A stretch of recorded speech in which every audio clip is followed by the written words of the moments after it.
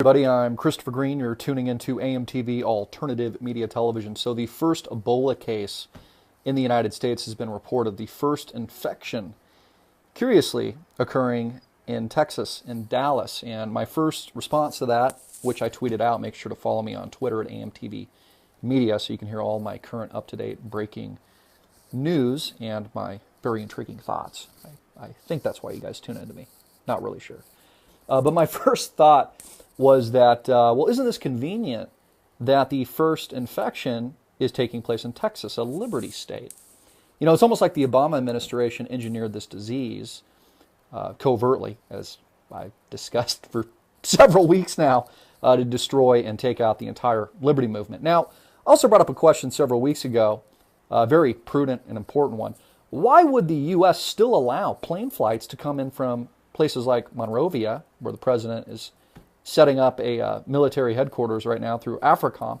Why would he allow planes to come in from places like Liberia, Sierra Leone, Guinea, where the disease is running rampant, and the CDC had estimated recently there would be up to 1.4 million infections, doubling every 20 days by the end of January? Are they trying to infect us? You know, I also reported on the fact that the CDC just happens to have the vaccine, a potential multi-billion-dollar vaccine to cure the disease. Not just the Ebola strain, the Zaire strain, but up to 70% of those potential mutations, including an airborne strain. Again, isn't it curious that the first case just happens to occur in Texas? Isn't it curious that the president is setting up AFRICOM, these military installments in this part of the world in Africa? Isn't it interesting and curious that they're still, even now, are still allowing plane flights to come into the United States? I guess to infect us intentionally so that we take the pill, so that we take the vaccine. After all, if you want to live, you better take this Obama-approved vaccine. If not, they might have to throw you in a concentration camp or quarantine you off. Again, it's so insane today. It is so wild. It is so far-fetched out there that sometimes I don't even know if I'm living in reality. But this is actual reality. The Ebola case, the first diagnosed in the United States, occurring in Dallas in a hospital.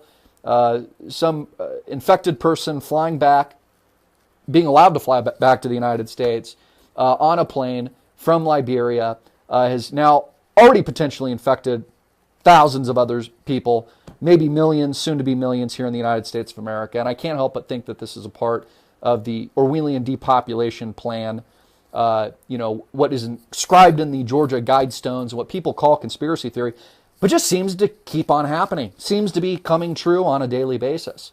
Again, all of these stories I've been reported on lately have just been almost entirely crazy if it weren't for the fact that they were true, that they were actually based in reality.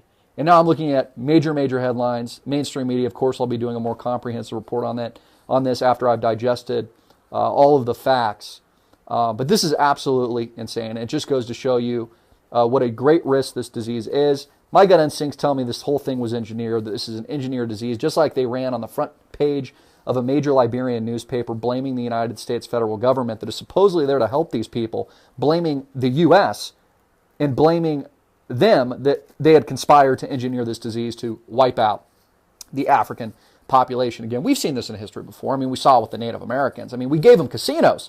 We were sorry after we destroyed their lives and, you know, wiped out 95% of their population. Well, the same thing seems to be happening now, and there's no safeguards in place. And that is the biggest warning sign and red flag. There's no safeguards. Homeland Security isn't stopping flights from this part of the world. They're still allowing these people in. They're bringing back infected cases, as they did just a couple of weeks ago with several individuals, probably to study the mutation, study the bioweapon that very likely has been engineered by the U.S. federal government, the West, maybe a rogue nation state, a terrorist organization, who knows. But this is looking more and more like an engineered event to me, an engineered disease. Of course, the United States is capitalizing on this either way, capitalizing on this right now with the establishment of command centers, military outposts. You can look all of this up at the State Department website. Just do a Google search of AFRICOM, and you can read all of this for yourself. And please follow these reports closely.